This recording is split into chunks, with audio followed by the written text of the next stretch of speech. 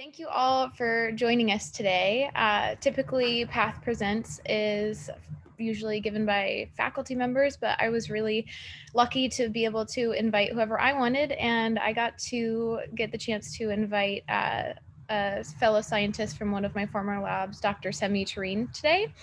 Dr. Tareen is the scientific director of gene therapy and the head of viral vectors at Sana Biotech here in Seattle. Semih is an expert in viral vector biology. He established his foundation in virology here at the Fred Hutch in Michael Emmerman's lab for his PhD. He then went on to immune design as a scientist working on ZVEX, a modified lentiviral vector designed to transduce dendritic cells to enhance the immune response against cancers. He joined Juno Therapeutics in 2014 as the head of gene engineering and delivery, where he was vital to the development of CAR T-cell therapies, of which their CAR T-cell drug, Lysocell, recently received FDA approval last February, which is so exciting. Semih is a prime example of how creative scientists can positively influence translational science in the industry side of things, and I am absolutely positive he's going to give us a great talk today, as he is an excellent scientific communicator. So with that, I will give the floor to you. Semih, take it away. Hey, thank you so much for the invitation. It's an honor to talk to you. Great to see you. From the attendees, I see some familiar names. I see Dr. Riamas Rentas. Hello, sir. How are you? I see Kyle Knobloch and a few other colleagues. Howdy. It's great to have all of you over here. All right, so let me go ahead and start my presentation. Okay, so today I'll talk about viral vectors and how we utilize them at Sana for our work. I'm going to talk about viruses first, give an overview, and then why we utilize them in this field.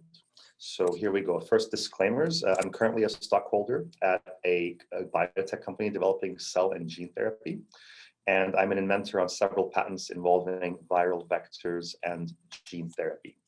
So I'm originally from Turkey.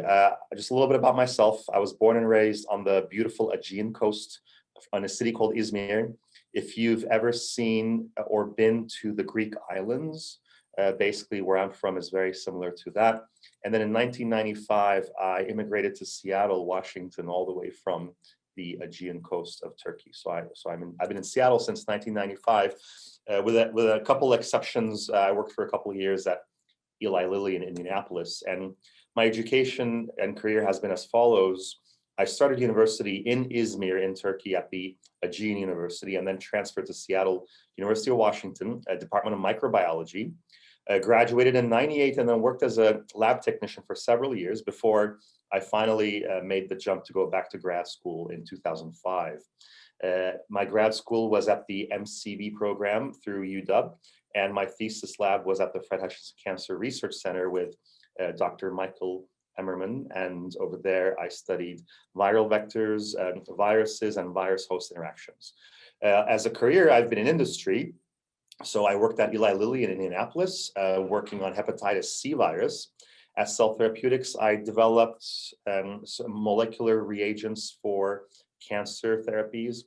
At Immune Design, I developed viral vectors for dendritic cell targeting tumor vaccines. And at Juno Therapeutics, I helped develop CAR T-cell therapeutics with viral vectors. And at Sana, I've been at Sana for the last 2.5 years, again, developing viral vectors for gene therapy and cell therapy. So what is a virus? Especially during the COVID-19 pandemic, we hear a lot about this in the news, and this audience needs no introduction, but I did want to share how I look at the world of viruses and virology. So we often think of pathogens. This is one of my favorite paintings from Gabriel von Max called The Anatomist. I saw this at the Fry Art Museum in Seattle years ago, and it's about the unfortunate events leading to death and a physician being unable to help their patient. It's a very powerful painting. These two gentlemen in 1892 and 1896 or 98, I believe, they were the first ones to do these early experiments to demonstrate that there's a filterable agent that spreads disease in tobacco plants, and they called this contagium vivum fluidum, or living contagious fluid. When we ask the question of the deadliest human infectious diseases, The list, of course, do include several viruses, and this is why we often think of viruses as pathogens. The deadliest virus to humans is rabies, but thanks to therapies, it's not necessarily a fatality anymore. But if untreated, rabies almost always ends with death, unfortunately.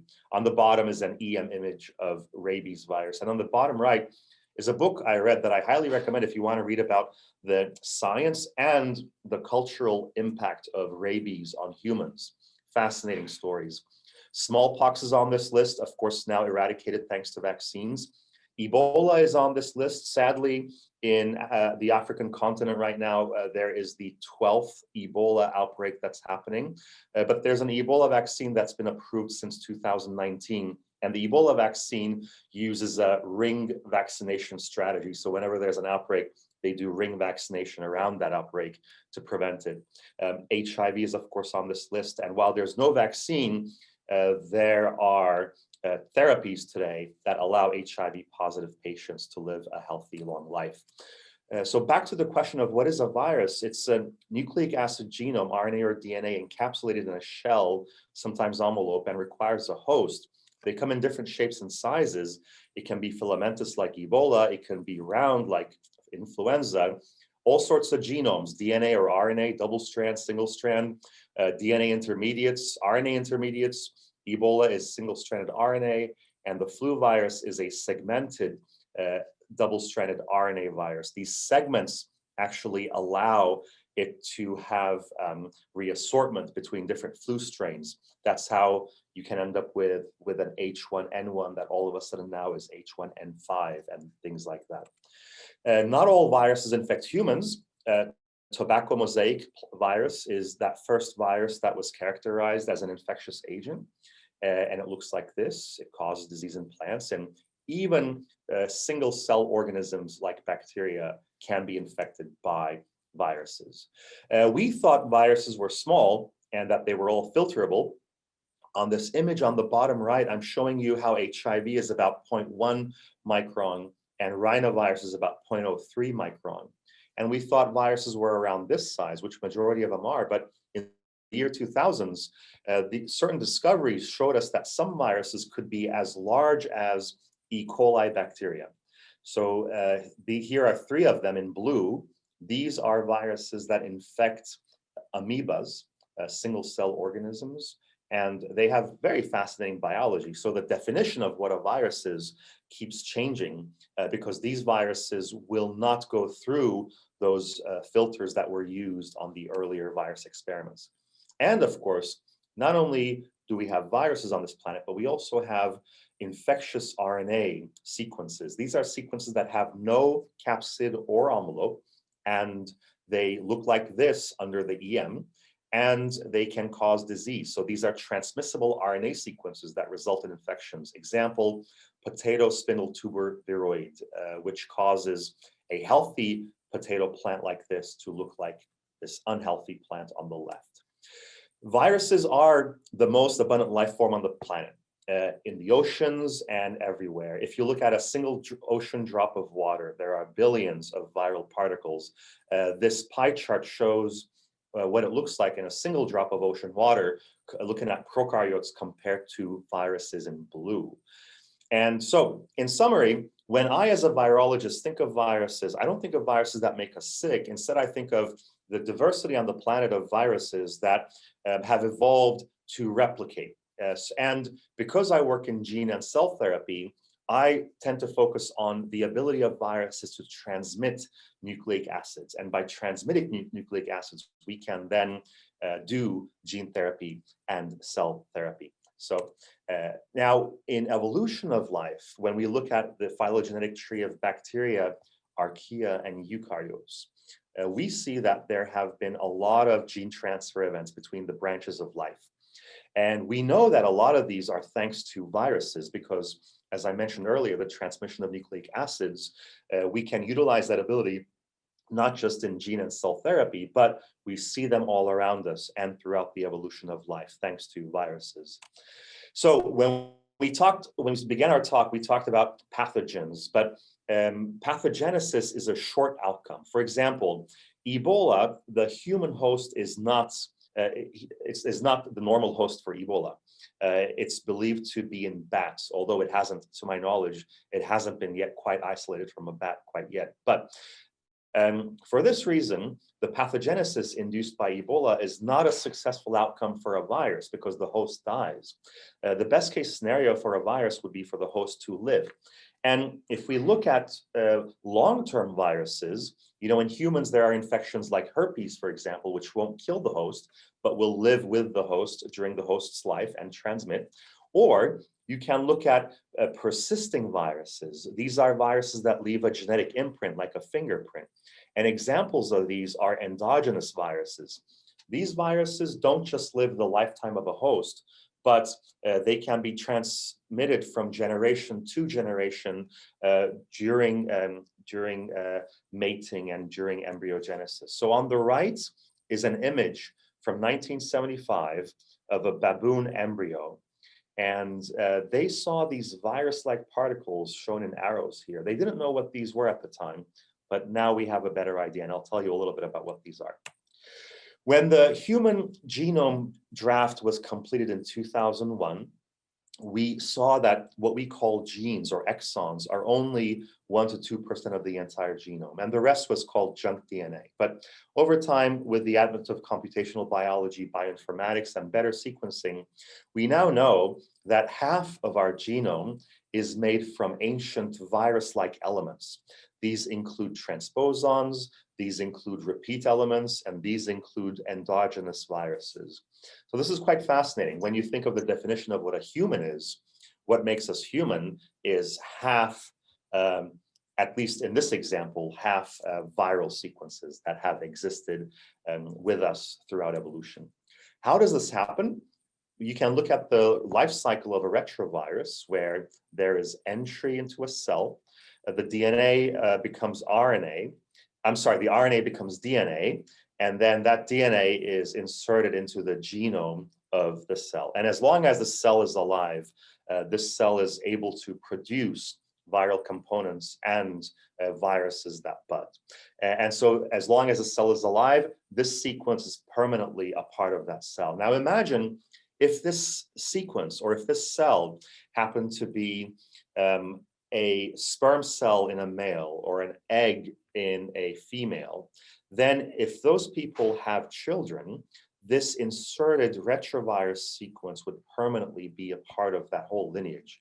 And you can see that in this image here. Normal viral infections like HIV or COVID-19 would be transmitted horizontally from people to people through contact or through other transmission means. But if a germline gets infected, again, a sperm or an egg cell with a retrovirus, for example, because that sequence will integrate, then when these people have children, every single cell of these children and their children will have that retroviral sequence permanently embedded. And that's probably how we today have half of our genome consisting of viral elements that come from all shapes of life. So what do they do? What do these genomic elements in our viral elements in our genome do? Well, here's that image I presented, and I'll tell you a little bit more about this. This is that embryo from the baboon that showed virus-like particles. It turns out that during placenta formation, when we all in our mother's wombs, there's a lot of important events that take place. And one of them is the formation of this layer called the syncytial trophoblast. And the syncytial trophoblast is formed by cells that fuse with one another. And thanks to this fusion, this membrane forms, and it's very critical in protecting the fetus and nurturing the fetus as well. And this fusion is thanks to a viral protein called syncytin. This viral protein comes from human endogenous retrovirus W, and that retrovirus looks like a retrovirus. It's similar to viruses like HIV today. It's not an active virus because most of its other genes have been pseudogenized, but the envelope sequence is still active. So this is one fascinating example of what these viruses in our genomes do. In fact, in the year 2012, one of my favorite science writers, Carl Zimmer, said in the Discover magazine, "If not for a virus, none of us would ever be born." Let me give you another example. If we look at nature, we see parasitic wasps. And parasitic wasps, they lay their larvae in caterpillars, and these larvae then burst and emerge. And curiously, these caterpillars take care of these larvae as if their own, until the point that they die and they starve and die. And the larvae then go on to become new wasps, and the life cycle continues. Well, this actually happens thanks to viruses. There are endogenous viruses in these wasps. They belong to the family of polydnavirus, namely Brachyvirus or nudibvirus. They look like this by EM. Here's an image. And these viruses are injected at this time, and they believe to immunosuppress the target caterpillar and also help alter the behavior and allowing this life cycle to continue. So one more example, there's something in common between this actor Mickey Rourke and the bacteriophage here on the right. And you may have guessed this, and the answer is Botox. So you may use Botox, or you might have relatives who use Botox. And Botox is a toxin that comes from the bacteria Clostridium botulinum. It causes serious food poisoning and paralysis and death. And however, the genetic entity that encodes this toxin is believed to come from endogenous bacteriophage sequences that are present in these bacteria. So if you use Botox, you can thank a virus for that. So in summary, viruses have been very important in the evolution of life. And of course, during COVID-19, they make headlines for pathogenesis, and they indeed are pathogenic and a threat to human health. But it's important to remind ourselves that genetic diversity on the planet is mostly due to viruses, and thanks to viruses, and the evolution of life, possibly the evolution of humans as well, is directly affected by viruses around us. So this was my introduction on viruses, because this is how I look at viruses, and I think of them as agents that transmit nucleic acids. So with that note, let's now switch over to gene therapy and talk about that. Sickle cell disease is an example disease I like to start with. It happens because of a mutation in the beta globin gene, and these patients have red blood cells that aren't quite healthy. Normally, they're supposed to be round in the bottom like this, but they're not quite. And there are companies and there are therapeutic approaches and academic labs that now deliver the correct version of this gene into these cells. This is an ex-vivo process, meaning there are CD34 positive stem cells ex-vivo in the lab, and these are genetically modified with adenoviral vectors or similar, lentiviral vectors, for example. And these stem cells are differentiated, and once they're in the patient, they result in colonization of healthy red blood cells. It's interesting, the sickle cell trait, some of you may know this already, the sickle cell trait is very common in countries that have a high malaria incidence. And it turns out there's a reason for the selection of the sickle cell trait, because these red blood cells are not very good places for the Plasmodium parasite to reside in.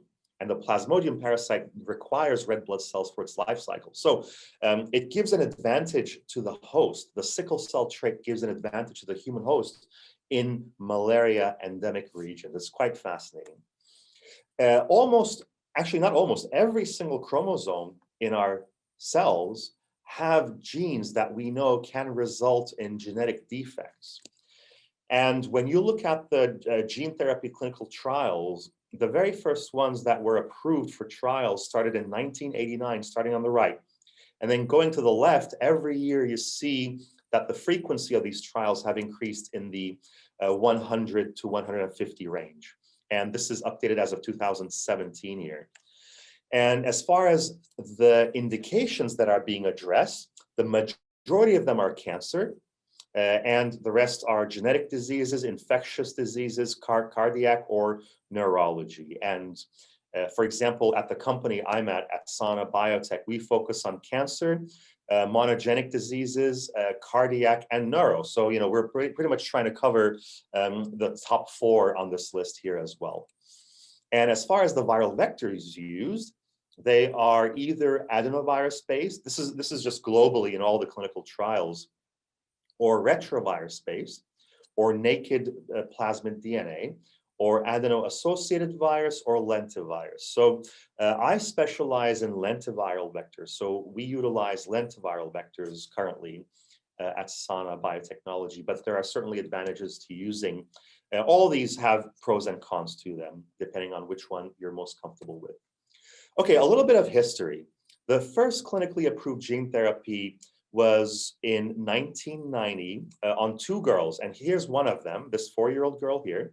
She had adenosine deaminase deficiency, which results in SCID, which is severe combined immunodeficiency. These patients, unfortunately, pass away at a young age because the slightest infection can result in death. It is inherited, autosomal recessive, and her doctor, Dr. French Anderson here, did an ex-vivo white blood cell gene therapy, and she is still alive today. And so now a little bit of the timeline. The term gene therapy was first described in this paper in 1972 by Dr. Theodor Friedman, and here he is in 2015. And but this was not the first demonstration. In 1968, it was demonstrated that foreign DNA can be added to cells from patients with this certain syndrome. Of course, this was in vitro in the lab to correct the genetic defects. Okay, so and then in 1985, the first tissue culture experiments began with cells from patients. Here is that 4-year-old girl I just told you, and then the 9-year-old girl whose cells were first experimented on before they were actually treated with these therapies. In 1988, Steven Rosenberg then brought the idea of gene therapy to cancer, specifically using tumor-infiltrating lymphocytes for the use of melanoma, and the field of immunotherapy and gene therapy started emerging. And then here's an image drawn by the 9-year-old girl in 1990. These are those same 2 patients I mentioned that received the first infusions ever, the first clinical trial ever in gene therapy. So here in this image is a bed, possibly in a hospital, because this looks like a hospital TV, and they're getting infused. Here it says infusion. On the bottom, it says CMC. I'm not quite sure what is meant in this image. Now, in drug development, there is a thing called CMC. It stands for chemistry, manufacturing, and control. I highly doubt this 9-year-old girl knew that term, but who knows? Maybe she did. Maybe she heard about all this around her. And she had to get a repeat treatment over 2 years, and she and the 4-year-old girl are still alive, living normal lives today. If you look closely on the TV, it says Willow. And those of you who are my age or from that era will remember there was a great fantasy film called Willow that a lot of kids, including myself, I used to like a lot when I was that age. All right, in 1993, this type of gene therapy was applied on newborns as well, so you're seeing the dawn of gene therapy happening in the early 90s. And then unfortunately, in 1999, the very first setback. The very first setback resulted in here. And what happened was there was a child named Jesse Gelsinger, and he died 18 years old following this therapy. His PI was James Wilson, and he had a disease that results in ammonia accumulation. And this was most likely caused by the adenoviral vector that was used, and that the adenovirus triggered inflammation. This resulted in the FDA allowing for a gene therapy clinical trial monitoring plan, and it resulted in the Gene Transfer Safety Symposium. Now, in drug development, there are a lot of lessons being learned, and it's similar to, I like to give the analogy of flying and the FAA, the Federal Aviation Administration. So the FAA, for example, based on unfortunate incidents like accidents, the field learns and the field tries to get better. So we're seeing similar things happen in gene therapy as well. Then there was another setback in 2002 and 2003. This gene therapy trial had to be halted because 2 out of 10 children in France started getting leukemia. At the time, it wasn't known right away if it was due to the therapy, but later it was understood that it indeed was. And this number actually increased to at least 4 or 5. It might have been even more. I don't know the final count off the top of my head. And it turns out this was indeed due to the therapy. And here's why. These are integrating viruses, and they are retroviruses. So they used a MLV-derived retrovirus, and those insert into the genome of the target cells. And in these 2 patients that we just mentioned who developed leukemia, the insertion site was the same. It was near this gene called LMO2. And LMO2 is a 6-exon gene shown in this image. And LMO2 is a gene that is on during early stem cell differentiation. So by inserting here, it resulted in activation of this gene, activation of LMO2, hence leukemia.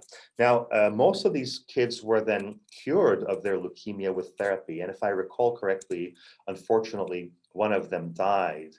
And by the way, I'm reading the chat and there are a lot of useful comments happening. So thank you so much for those comments. And I encourage all of you to take a look at those so that this will be a very helpful discussion. Thank you so much. All right. So then continuing with the therapy timeline, in 2003, the world's first gene therapy was approved in China. It was called Gendicine, and it was an adenovirus-based gene therapy that delivered P53, developed by Sibiono Gene Technologies. And then in 2007, this is not an approval, but this was an operation-based gene therapy. It was for a certain ocular disease using AAV, and it required a subretinal injection. So it was a little more complicated phenomenon when it came to gene delivery. And the vector was developed by Targeted Genetics, which was a company in Seattle at the time. In 2011, this is now a plasmid, not an actual viral vector. But in Russia, this drug was approved and it was used for peripheral artery disease, and it delivered VEGF, and it helped with encouraging artery formation in the limbs. In 2012, Glybera was the first gene therapy approved in Europe, and it was for an illness where these patients cannot break down fat, and it was using AAV as well. Unfortunately, in 2017, after 5 years in the market, because of lack of demand, the market authorization was not renewed and the license was expired. I heard last year that Canada was planning on picking this up, the drug Glybera, and manufacturing this in a much cheaper way and making it available, hopefully for a cheaper price, because at the time, this was the most expensive drug in the world. And then finally, the ocular therapy I told you about was approved in the United States, Luxturna. This, in theory, could be considered the first in vivo gene therapy where the viral vector is directly administered to the organ. And this is from Spark Therapeutics. And then we now come to the merging of cancer immunotherapy and gene therapy. In 2017, the first Ex-Vivo gene therapy was approved in the United States. This was for ALL, one of the leukemias, and it utilizes lentiviral vectors that deliver an anti-CD19 CAR. And this is Ex-Vivo, and these T cells are, the gene is delivered, and then these cells are expanded Ex-Vivo before they're infused back into the patient. And then in 2021, this was a product that I was working on while at Juno Therapeutics. It was a similar type of therapy for leukemia, Ex-Vivo CAR T cell therapy, and this was approved by the FDA as well. By the way, just a side note, this is not a gene therapy, but it still utilizes viral vectors. There are at least 4 viral vectors that are approved for emergency use in some countries for COVID-19. One of them is the AstraZeneca Oxford. The other is Johnson & Johnson, which is approved in the US with emergency use. Sputnik is in Russia, and CanSino is in China. These all utilize adenoviral vectors of some form, either adeno26, adeno5, or chimp adeno, or a combination of both. Let me give everyone an introduction on what ex vivo gene modification is. from these cancer patients, you apherese them, and then you isolate their T cells. Ex vivo, you transduce these T cells with the viral vector, and then these express the gene of interest. In the case of CAR T cell therapy, it's a gene called CAR, and I'll tell you a little bit more about that. These cells are then expanded in the lab, and then they're delivered back into the patient. And my team and I specialize, because we are molecular biologists and virologists, we specialize in the molecular biology of these constructs, excuse me, and the design of the viral vectors. And we don't have to just make these viral vectors, but at the same time, depending on the indication, we have to sometimes cross barriers to gene therapy. As you can imagine, not all cells are permissive to viral transduction. So sometimes we have to be creative, and I'll tell you one of those stories in just a little bit. So what is a CAR? CAR is a chimeric antigen receptor. It binds the antigen on a tumor cell, and it helps kill these tumor cells. So if you look on the right, here's a tumor cell with a CD19 antigen, and on the bottom is a T cell expressing this CAR molecule. On the outside, it has entities that allow it to recognize CD19. On the inside, it has signaling components, and the signaling is what triggers the death of the tumor cell. This sequence, see, the color coding is preserved here on the very left. This same sequence is delivered with a viral vector, a lentiviral vector, a retroviral vector, for example, and then it is permanently inserted into the genome of these T cells, of which it is expressed. So that's what it works and how it works and what it looks like. Okay, so I mentioned how not all cells are permissive, and part of my team's job is to try to enable transduction of certain cell types. And the journey through a cell is a long road for viruses, and viruses have evolved to do this just fine. But when it comes to viral vectors, or when it comes to trying to transduce your cell of interest, this can be tricky. So on the left is an example of adenovirus. On the right is an example of a lentivirus. And entry, trafficking, nuclear entry, genomic integration in the case of some of these viral vectors. And normally viruses evolve to bud, but these viral vectors are designed so there's no budding. So it's an end stage nucleic acid transfer event. And if you look at literature, you will see a lot of publications that talk about how certain infections are not possible in certain cell types. You will hear about publications that talk about host proteins that block or restrict viral infections. And TRIM5 is one example, SAMHD1 is another example. And as these publications increase over time, you realize that virus and host evolution is a very important topic. And viruses have evolved just to be sufficient. They just need to produce a sufficient amount of offspring to continue their life cycle. In the case of gene therapy, sometimes sufficient is not enough.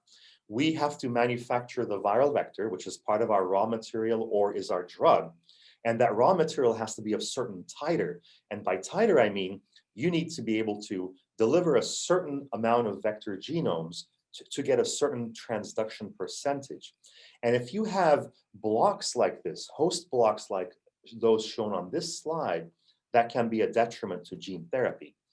So here is a cartoon that is showing some of these. This is a viral vector, or in this case, a virus that's entering a cell.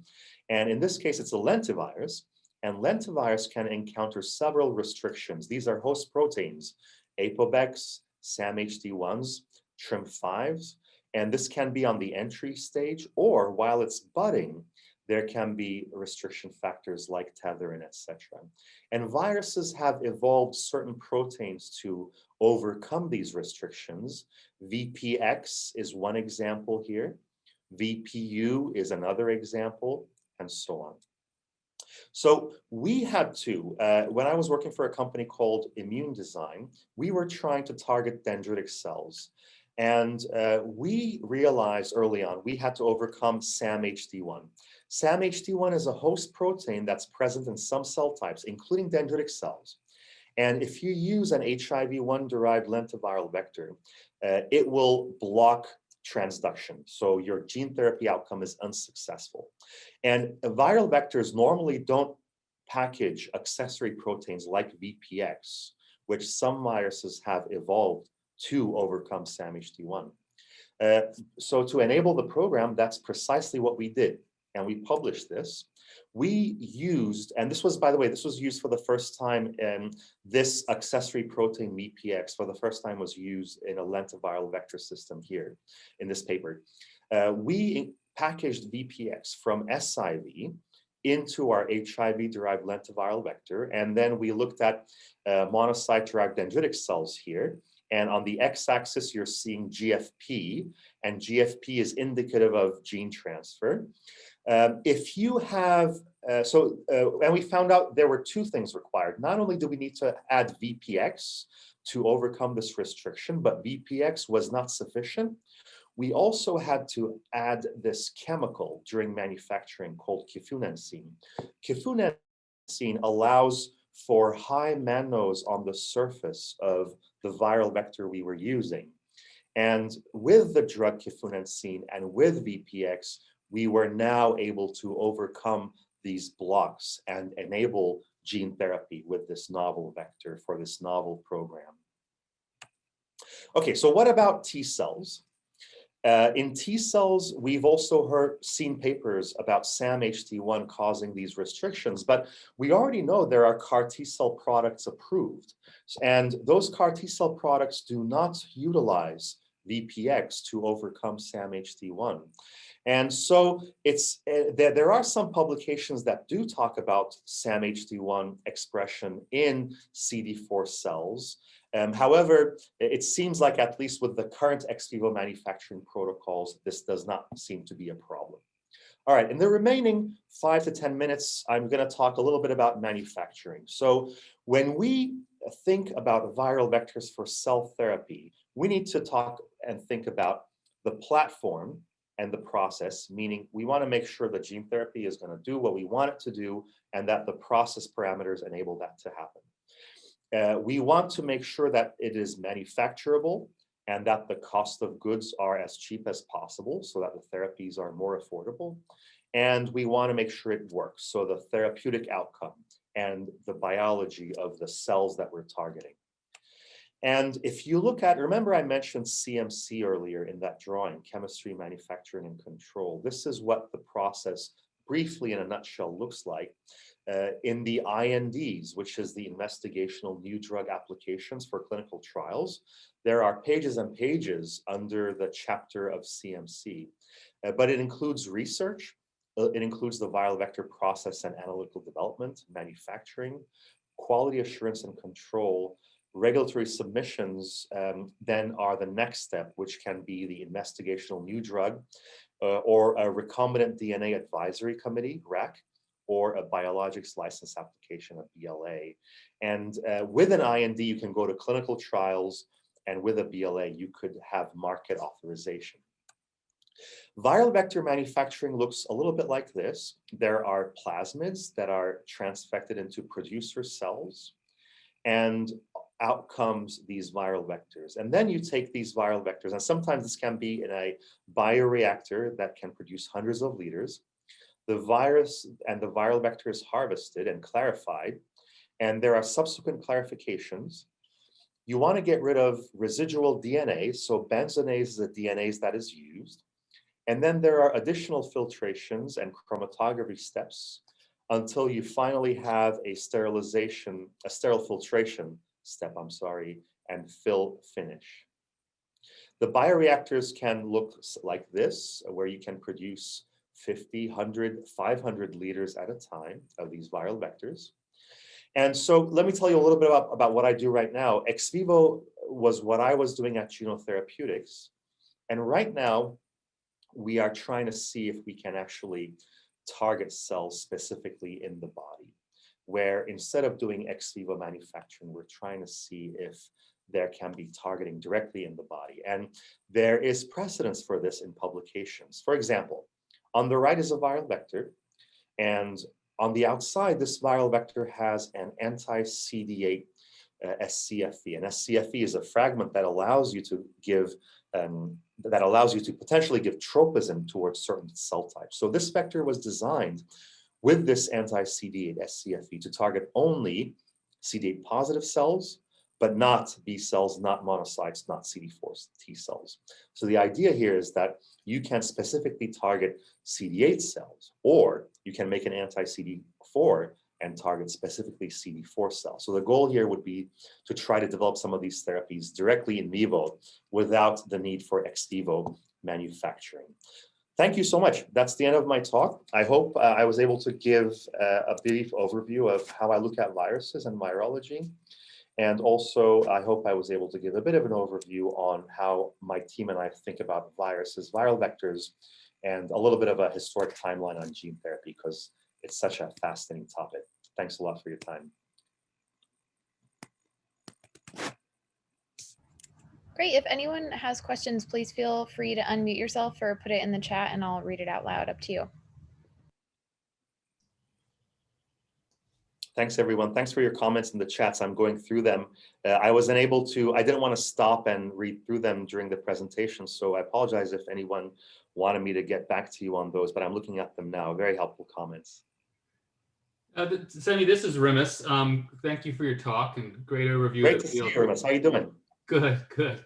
We're at this very odd place in cell and gene therapy where we're now proposing direct injection of something like a lentiviral-based particle. But the cell manufacturing, there was a recent report out of China. They can do the cell manufacturing in 1 day, but it has to sit in the freezer for 14 days to pass all the requirements for testing. So do you think we're actually are we at some type of limit because of regulatory or process concerns, not scientific concerns, for speeding up cell production? Do you think that's why everyone's hopping over to direct injection of lentis and targeted lentis? There's more than one reason immediately to answer that side of the question. The ex vivo, and you know this very well, the ex vivo side of things are really complicated in these CAR T patients. The patients are very sick. Their cells are unhealthy a lot of the times. They've been through numerous therapies that results in basically a lot of low cell counts, etc. So the ex vivo space already is cumbersome for that reason. And just going with direct lenti administration simply provides many benefits over there. So there are several other benefits that, of course, you have been thinking a lot about as well. Now, I think you bring up a great point, though, because there are things about the manufacturing process and the quality assurance of these and the testing that require either storage of these vectors in certain conditions or delay of the treatments. I believe the FDA is learning with us as well. A great example there is Rcl assays, so replication competent lentivirus assays. For those of you who may not be familiar, these are assays that allow us to that we are required to test, make sure the vector is not replication competent. And the FDA is realizing that over all these thousands of therapies that have been administered, the risk for RCL is actually really, really low. And so they've been willing to work with us at Juno Therapeutics, for example, to change the RCL testing requirements. I'm hoping the same will happen for some of the other examples you brought up, including requirements of storage, etc. But it's a rapidly changing field, isn't it? Yeah, it's exciting space. By the way, just a little trivia. This morning I was reading one of those adenoviral vector vaccines, the Sputnik vaccine for COVID-19. Brazil's regulatory agency decided not to approve the use in Brazil. The reason was they detected E1 gene in their adenoviral vector product. And E1 is a gene that's normally deleted in these viral vectors to prevent replication competency. But so E1 assays are common in adenoviral vectors to make sure it's not there. And apparently E1 was detected. And also in some cell cultures, they saw some type of syncytia formation that was suggestive of replication competent adenovirus. So, check that out and stay tuned on that. It's an interesting development that I just read about today in the viral vector world for COVID vaccines. Well, Semih, there's a couple of questions in the chat for you as well. Erica Johnlin asked, historically, have prions played a role in modifying genomic DNA as viruses have? So prions do not modify DNA, and somebody correct me if I'm wrong on that. Prions are these fascinating world of, talk about the question, are viruses alive or not? And then you see these things called prions, which are, they are not replicating nucleic acids. So at least by my definition, they don't fit into the alive category, but they are these proteins that have a certain structure. And if they come next to the same protein with the correct structure, they can result in a misfolding cascade. And the misfolding cascade triggers those particulates that are in the patients with prion diseases. So to my knowledge, they have no ability to modify the genome, and unless there's any new research. So somebody please correct me if I'm wrong. So it's a good question, but it's a very different life cycle. Great. There's another one from Kurt asking if you're looking into other engineered glycoproteins beyond MV. Yes. So glycoproteins, we actually aren't using, by ME, I'm presuming measles virus perhaps. So we're actually not using measles. We have a cool technology that allows us to use Nipah virus on the outside. So we have HIV-based lenti on the inside, but Nipah on the outside. And I just gave the measles virus as an example paper. So Nipah virus is used. I've seen some labs that use Synbis virus on the outside for this purpose. Measles, I've seen some labs use the baboon endogenous virus, I believe, envelope as well. So the field is evolving, and it'll be really fascinating to see what the technologies look like in 5 to 10 years from now. Great. Erica asked another question. What are your thoughts on the use of base editing for targeted gene repair instead of the use of viral vectors, which more randomly insert their payload into the genome, thereby posing the risk of insertional mutagenesis? Yeah, insertional mutagenesis is a risk, as in those patients that I described from France. By the way, just a quick side note, that insertion was due to the behavior of the gamma retroviral vectors. These vectors on the ends have these LTR sequences, which can act like enhancers and promoters. And the new generation of viral vectors have a self-inactivating feature that prevents those ends from serving like enhancers and promoters. So for that reason, with the lentiviral vectors, we haven't seen any of these leukemic events. There have been a couple of reports recently that have been under investigation, but none of them have actually been due to an actual insertion oncogenesis, but it's still a concern. So yes, the topic of targeted insertion with CRISPR or other is a fantastic next step to be able to do this with targeted insertions.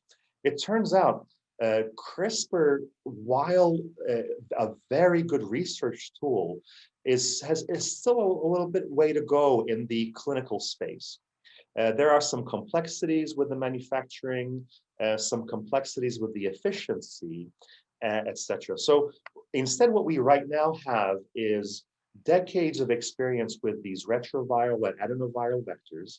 We know how they behave. We know what the risk is. So we're able to at least put a risk category on them. And at least for now, the agencies like the FDA are okay with this use. And again, I just wanted to reiterate, with the lentiviral vectors, there has been no incidence of insertional mutagenesis. There's one paper that some of my colleagues will be familiar with, like the TET2 insertions, etc. Those are unique cases where you have an insertion that disrupts the TET2 gene, and then that particular patient also had a heterozygous TET2 mutation on their other allele. So that was a series of unfortunate events in that case, but it wasn't a bad outcome. It actually was a good outcome, which is interesting. I'm seeing a note by Jeff. By the way, Jeff, it's great to see you. You might remember I used to be in Steve Tapscott's lab, and we used to have group meetings together. And that's a great comment. So Right. I'm just reading it. It's been a while. Yeah. great to see you. We're still going strong with the Wellstone Center. That's great. I'm very glad to hear that.